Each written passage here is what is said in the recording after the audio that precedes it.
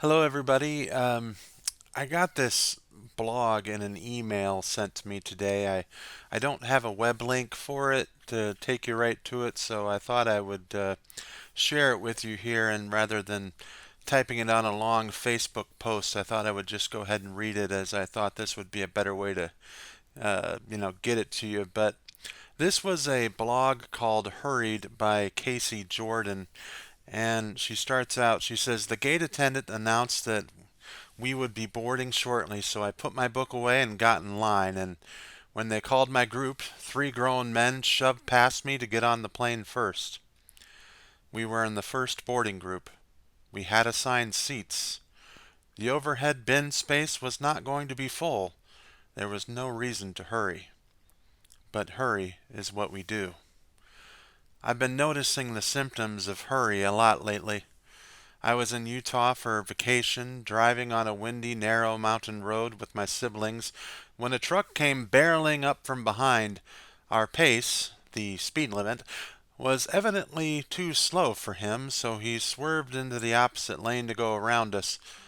Mercifully, no one was coming because he certainly wouldn't have been able to see around the bend if anyone was. As it turns out, he was going to the same place we were. He beat us there by seconds. I was trying on a shirt in a small boutique later that week, and through the dressing room curtain I heard a customer tell the saleswoman that she was ready to try on her clothes. The saleswoman told her there was only one dressing room, mine, for the moment, and as soon as I was finished she would be able to use it. She kindly offered to hold the woman's clothing if she wanted to continue browsing while she waited. "But I'm ready to try on my clothes now," said the clearly impatient shopper. "So what would you suggest I do?" I confess, there was a part of me that wanted to take my sweet time in that dressing room.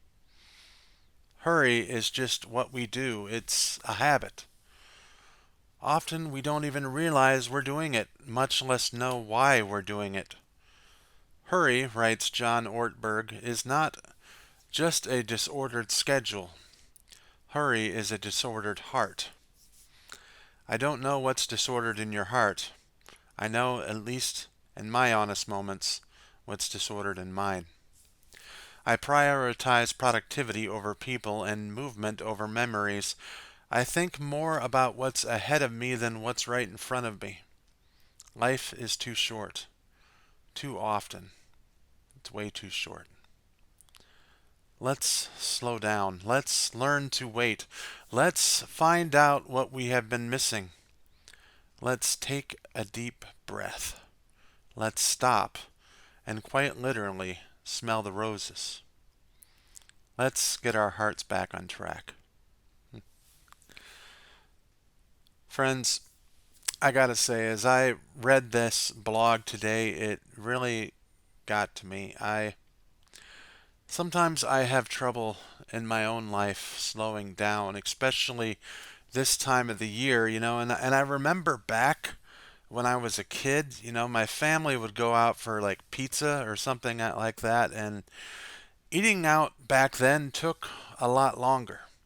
We would walk into a full restaurant. Sometimes we would have to wait to get a table, and when we would sit down, it would take a while for our food to show up. And when we were at those types of restaurants, my parents would give me and my brother a few quarters, and we would go to the arcade machines, and my cousin Jeff would run off to the jukebox, and I always been visited that Flintstone egg machine or whatever it is, that you could get those little eggs with those little prizes inside of them. And even something simple as ordering a pizza or eating at any restaurant except for a fast food place took time, and that was okay. The food was good, and so was the time that we enjoyed together. Those are some of my fondest moments growing up, not eating, but the time I got to spend with my cousins and my brothers at and my brother at those places. And nowadays restaurants have become like fast food places. I mean, even if you're at a sit down place, your food is brought to you so quickly, and And as a result, the quality has decreased, even though the price has gone up. And worse than all of that, we've just lost something. Now, working in retail, I see firsthand the busyness of the season, and yeah, I see people hurry by me on the highway only to take the next exit. And why are we constantly in a hurry so much?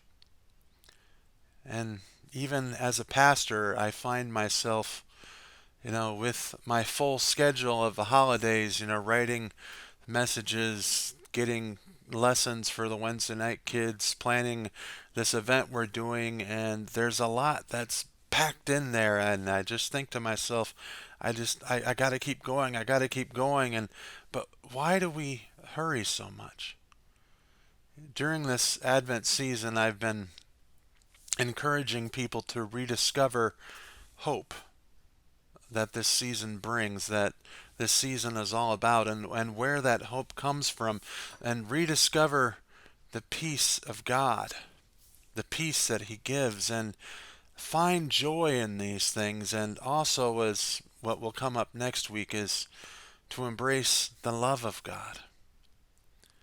However, as I rediscovered for myself reading this blog, that I realized I should also remind you and myself to rediscover stillness, to slow down.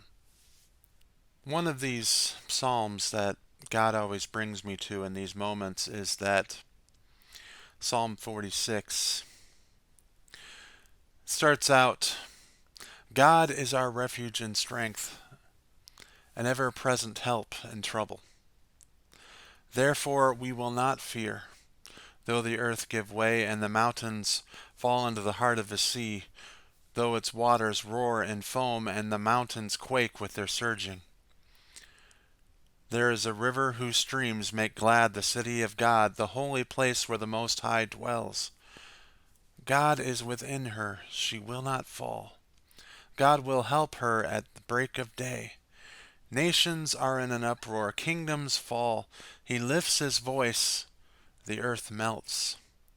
The Almighty is with us. The God of Jacob is our fortress.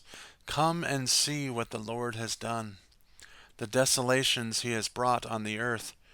He makes wars cease to the ends of the earth. He breaks the bow and shatters the spear. He burns the shields with fire.